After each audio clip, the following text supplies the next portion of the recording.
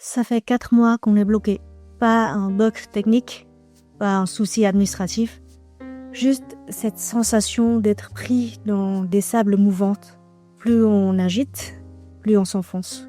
Un vrai blocage créatif, quoi. Le fameux hard block que tous les créatifs craignent. Et pourtant, on travaille sur un projet de cœur qui nous anime et on était si près du but.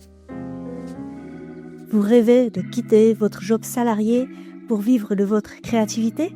C'est justement le thème du documentaire Behind the Film, sous forme de 6 épisodes de 10 minutes, que moi, Anne, je co-réalise avec Nico et Jo. Et il faut que je vous avoue en toute honnêteté où on en est. L'idée de Behind the Film est née en 2021, quand j'ai moi-même quitté mon CDI pour devenir illustratrice. Pendant 2 ans, j'ai filmé en temps réel mes actions, mes réflexions, mes émotions. En 2024, tout s'est accéléré. Financement, écriture, tournage et même montage express pour la projection en avant-première du tout premier épisode au Zénith de Dijon. Et après cela, le vide. Vu qu'on a passé 10 mois à travailler avec une intensité surhumaine en flux tendu, on s'est offert une pause en fin 2024. Et début 2025, Nico et moi, les 2 co-réalisateurs de Behind the Film, étions tellement enthousiastes à l'idée de reprendre le montage. On s'est fixé un objectif: monter un épisode par semaine pour visualiser les 6 ensemble en fin avril 2025. Mais la réalité, c'est qu'en 4 mois, on a à peine avancé sur un seul épisode. Et encore, on y est resté bloqué à la moitié. Je vous en avais parlé brièvement dans les dernières vidéos YouTube, mais la vérité, c'est que je cachais le fait que c'était un énorme hard block. Parce qu'avec Behind the Dream, on voulait aussi casser ce mythe de l'artiste qui ne travaille que quand l'inspiration est là. Parce que je voulais prendre du recul, mais surtout, c'était parce que je n'osais pas annoncer ce constat, ni aux partenaires, ni aux collaborateurs qui nous demandent des nouvelles, ni à vous, nos spectateurs qui attendent Behind the Film avec enthousiasme. Le temps passait et fin avril est arrivé. La fameuse deadline qu'on s'est fixée avec Nico. Et comme vous avez sûrement deviné, rien n'était prêt.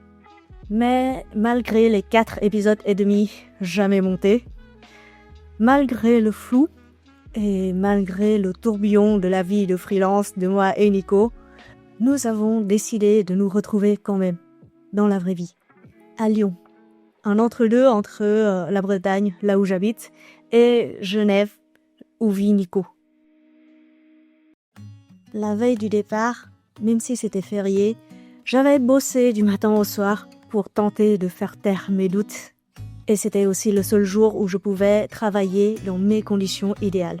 Plusieurs écrans, un grand bureau, le calme, avant de passer 6 heures dans les trains pour Lyon, une grande ville bruyante, sans plan d'action, sans même espace de travail prévu. Comme rien de tout ça n'était prévu dans le budget de réalisation de Behind the Film, j'étais hébergée chez mes amis scientifiques, Ling et Oscar, qui m'ont tout naturellement proposé d'aller travailler à la bibliothèque. Et c'est ainsi que je me suis retrouvée avec Nico dans un endroit qu'on ne fréquentait plus depuis l'université. En le voyant, la seule question qui trottinait dans ma tête, c'était comment allait-on travailler à 2 sur un montage ? Nous qui avions toujours l'habitude de travailler en mode loup solitaire sur nos montages, que ce soit pour les montages pour vidéo YouTube ou ceux des prestations de vidéaste de Nico. On s'est rendu compte que ça faisait 7 mois qu'on ne s'est pas vu en vrai.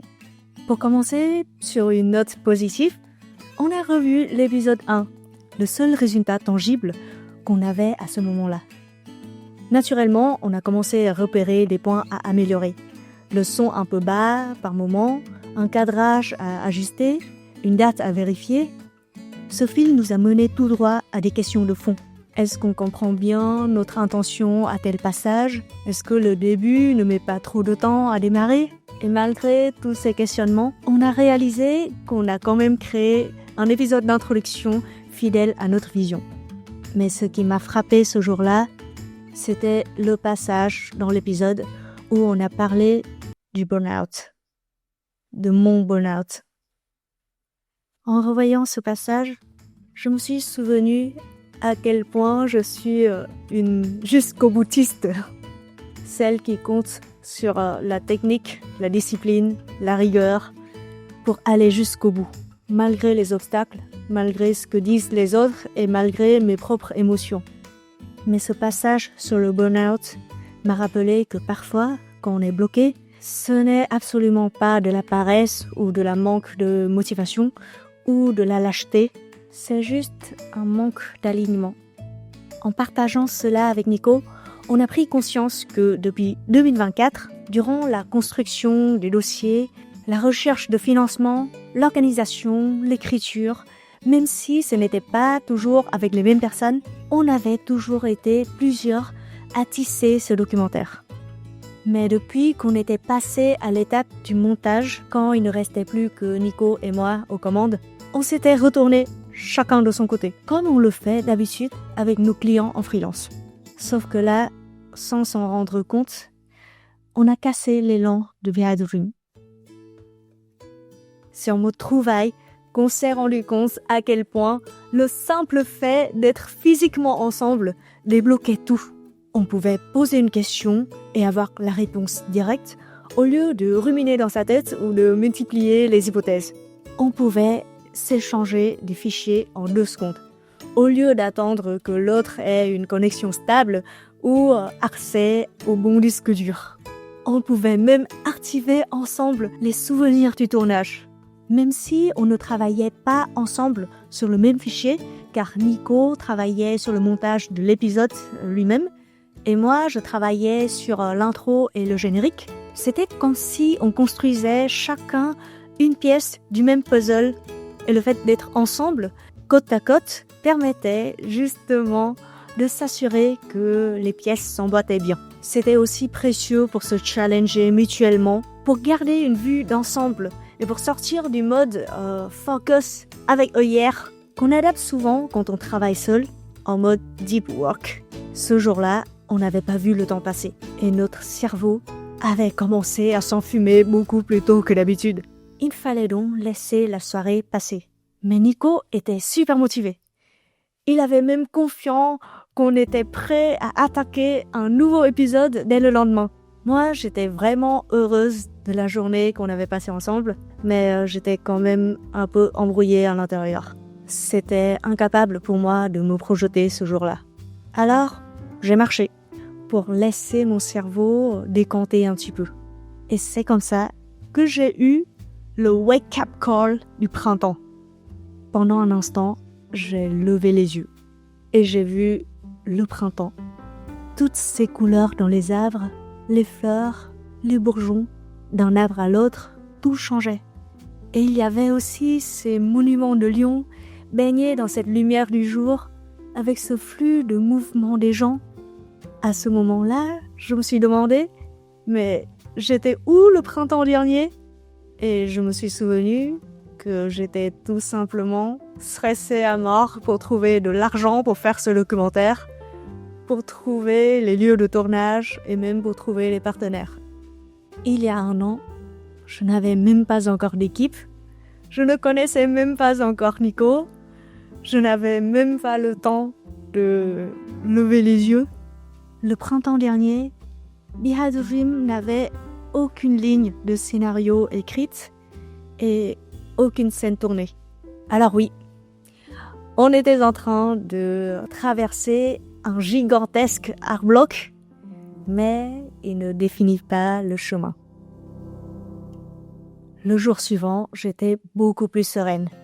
On a changé de cadre pour aller travailler dans un café coworking. Ça collait un petit peu plus à notre étiquette de freelance. Mais l'avancement était beaucoup moins fluide que prévu. on s'est retrouvé bloqué sur un point narratif. Et pourtant, on avait un scénario solide, un découpage technique ultra précis. On avait tout tourné dans l'ordre en respectant ce qu'on avait écrit. Donc, en théorie, au montage, il suffisait d'assembler des pièces comme un Lego. Mais surtout, Behind the Dream ne se monte pas comme un meuble Ikea. Car c'est aussi un projet hybride, semi-documentaire, semi-fiction. Surtout dans des séquences confrontation, où moi, Anne du présent, regarde des séquences brutes et répond aux questionnements de Anne du passé, filmés lors de la phase 2 du tournage. Ce qu'on n'avait pas prévu, c'était ce jour de tournage où j'avais craqué. Ces larmes n'étaient pas dans le scénario, mais nous avons décidé de suivre ce qui se passait vraiment, de respecter les émotions sur le tournage. Alors forcément, au montage, on devait réécrire l'arc narratif. Le montage est donc devenu beaucoup plus difficile que prévu, mais aussi beaucoup plus créatif. Heureusement, avec nos échanges en temps réel, on a pu tester une piste.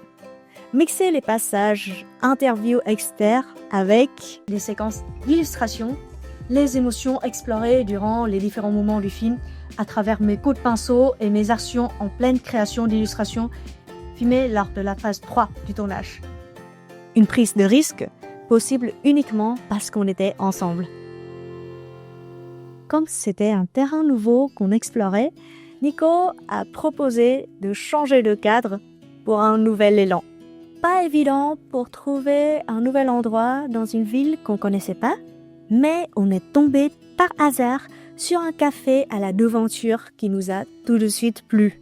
Et surprise, il y avait une salle pour le coworking cachée à l'arrière. Et là, tous les deux, on a switché en mode exécution, concentration extrême.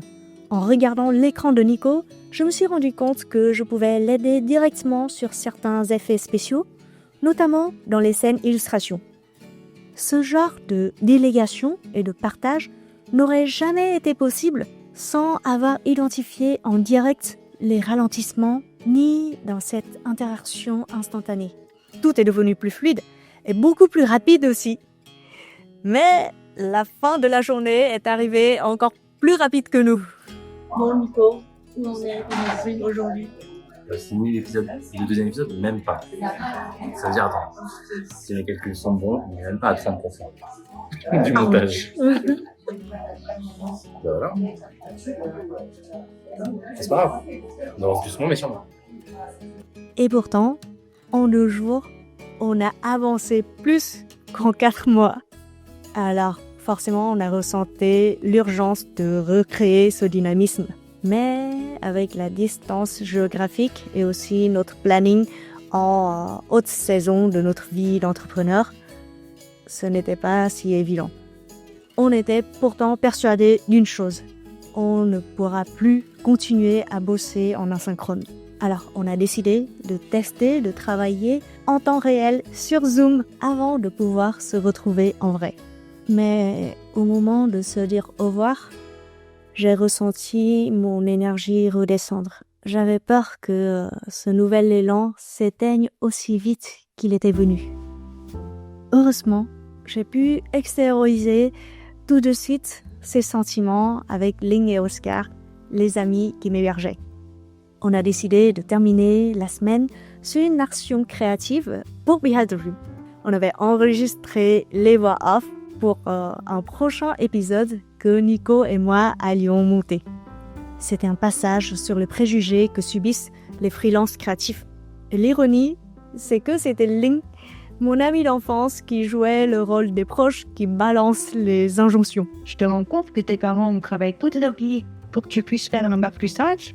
Tes parents t'ont envoyé à l'écran pour faire des études, faire des dessins. Alors que Ling, en ayant grandi dans le même contexte culturel et familial que moi, a toujours été un pilier dans mon parcours créatif. Et c'était Oscar qui prononçait les phrases maladroites, remplies de jugements implicites. Et ça va, tu galères pas trop à trouver des nouveaux clients avec le développement de l'IA. Et t'as d'autres projets à côté au cas où ça marchait pas? Alors qu'en plus d'être scientifique, Oscar est aussi un peintre expérimenté qui a fait plusieurs expositions. Alors, nous avons ri, nous avons papoté, nous avons créé, et je me suis soudain souvenu qu'au tout début, en 2021, quand l'idée de ce documentaire venait de germer, quand j'avais encore peur qu'un documentaire soit une chemise trop large pour mes épaules, c'était à Ling que j'en avais parlé. Et c'est à elle que j'ai dévoilé pour la toute première fois le titre du projet, Behind the Dream, derrière le rêve. Cette parenthèse à Lyon m'a appris une chose essentielle.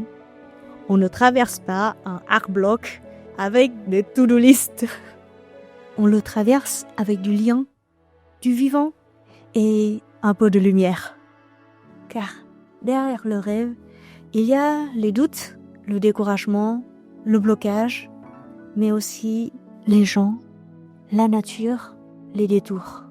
Je me suis rappelé que les partenaires, les collaborateurs et même vous, les spectateurs, vous n'êtes pas là juste pour attendre un résultat après avoir donné un coup de main.